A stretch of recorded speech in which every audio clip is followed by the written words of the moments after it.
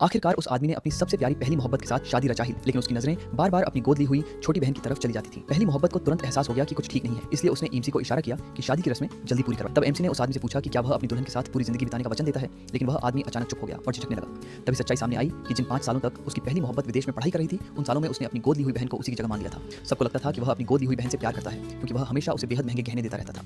लेकिन सिर्फ वही औरत जानती थी कि वे सारे गहने असल में उसकी पहली म्यूजिक मोहब्बत के लिए खरीदे गए थे, और वह तो बस उन्हें पहनकर नाप मिलाने वाली मॉडल भर थी। 5 साल बाद उसकी पहली मोहब्बत आखिरकार वापस लौट आई। उस आदमी ने एक भव्य दावत रखी और सबके सामने ऐलान किया कि अब से उसकी पहली मोहब्बत कंपनी की नई जनरल मैनेजर होगी। ये सुनकर सभी मेहमान हैरान रह गए। इतने वर्षों से सबको पूरा यकीन था कि जनरल मैनेजर की कुर्सी उसी औरत को मिलेगी, क्योंकि पिछले कई सालों में उसने कंपनी के लिए अनगिनत बड़े-बड़े बिजनेस सौदे सफलतापूर्वक पूरे किए थे। लेकिन उस औरत को जरा भी हैरानी नहीं हुई। वह पहले ही इस्तीफा देने का फैसला कर चुकी थी। इतने वर्षों तक उसने उस आदमी की हर बात सिर्फ इसलिए मानी थी ताकि वह अपने दत्तक पिता की आखिरी इच्छा पूरी कर सके। मरने से पहले उसके दत्तक पिता ने उससे विनती की थी कि वह 8 साल तक उस आदमी का ख्याल रखे। अब उस वादे को पूरा होने में सिर्फ 3 दिन बाकी थे। जब पहली मोहब्बत ने मेहमानों को यह कहते सुना कि वह उस औरत जितनी काबिल नहीं है, तो उसने तुरंत अपने पैर में दर्द होने का नाटक किया ताकि उस आदमी का ध्यान अपनी ओर खींच सके। वह आदमी बिना एक पल गंवाए उसे अपनी बाहों में उठाकर सोफे तक ले गया। उसने बड़े प्यार से उसके हाई हील्स उतारे और कहा कि अब उसे कभी भी अपने पैरों में ऐसे जूते पहनने की जरूरत नहीं पड़ेगी जो उसके लिए आरामदायक न हो। ये नजारा देखते ही उस औरत को अपना अतीत याद आ गया। जब भी वह पहले कभी गिरती थी, उस आदमी ने कभी उसकी जरा भी परवाह नहीं की थी।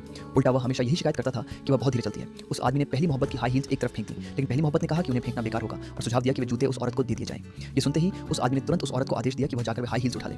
उस औरत ने बिना कोई विरोध किए उसकी बात मान ली। उसे इस तरह की बेइज्जती की अब कोई परवाह नहीं थी, क्योंकि वह जानती थी कि सिर्फ 3 दिन बाद वह हमेशा के लिए यहाँ से चली जाएगी। उसी समय उस आदमी ने यह भी घोषणा कर दी कि वह अपनी पहली मोहब्बत से उसी दिन शादी करेगा जिस दिन उस औरत की जिम्मेदारी पूरी होने वाली थी। पहली मोहब्बत ने जानबूझकर उस औरत से अपनी मेड ऑफ ऑनर बनने के लिए कहा। उस औरत ने भी बिना किसी हिचकिचाहट के हामी भर दी। शादी से एक रात पहले जैसे ही उस औरत ने मेड ऑफ ऑनर का गाउन पहनकर देखा, उस आदमी की नजर उसी पर टिक गई। पहली मोहब्बत ने उसके चेहरे का वह भाव साफ देख लिया और जलन से भर उठी। जैसे ही वह आदमी फोन कॉल उठाने के लिए कुछ देर के लिए वहां से गया, उसने उस औरत को चेतावनी दी कि वह किसी भी तरह की बेवकूफी भरी उम्मीद अपने दिल में न रखे, क्योंकि वह आदमी सिर्फ उसी से प्यार करता है और हमेशा उसी से करे। उस औरत ने पूरे आत्मविश्वास से कहा कि उसने कभी भी उस आदमी से प्यार नहीं किया, लेकिन पहली मोहब्बत ने उसकी बात पर बिल्कुल भी विश्वास नहीं किया। ये साबित करने के लिए कि उस आदमी के दिल में सबसे ज्यादा जगह किसकी है, उसने जानबूझकर उस औरत को जोर से धक्का दिया और पास रखी पत्थर की भारी मूर्ति को दोनों की तरफ गिरा दिया। उसी समय उस आदमी ने पहली मोहब्बत को खतरे में देखा और पूरी रफ्तार से दौड़कर उसे अपनी बाहों में खींच लिया। हालांकि वह औरत गिरती हुई मूर्ति से ठीक समय पर बच गई, लेकिन वह बुरी तरह डर चुकी। उस आदमी को पहली मोहब्बत की इतनी नरमी और परवाह के साथ देख लेने के बाद उसके दिल में उसके लिए बची हुई आखिरी भावना भी पूरी तरह खत्म हो गई। शादी वाले दिन पहली मोहब्बत ने जानबूझकर उस औरत को हर समय अपने साथ रहने के लिए कहा। जब दोनों साथ साथ बाहर निकली तो मेहमान लगातार आपस में फुसफुसाने लगे। वो औरत चुपचाप हर मिनट गिन रही थी। उसके पास सिर्फ 10 मिनट और बचे थे, जिसके बाद वह हमेशा के लिए सब कुछ पीछे छोड़ सकती थी। ठीक उसी समय जब वह आदमी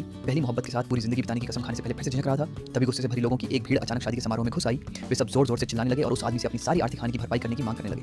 पहली मोहब्बत के जनरल मैनेजर बनने के बाद बिजनेस की समझ न होने की वजह से उसने उन लोगों का पैसा एक बेहद खराब प्रोजेक्ट में लगवा दिया था। उस निवेश में उन लोगों की एक एक पाई डूब गई थी। वे उस आदमी की कोई सफाई सुनने के लिए तैयार नहीं थे। गुस्से में वे सीधे मंच पर चढ़ गए और उस पर हमला करने दौड़ पड़े। ये पूरा हंगामा अपनी आंखों के सामने होता देखकर उस औरत को पहली बार भीतर से पूरी तसल्ली महसूस हुई।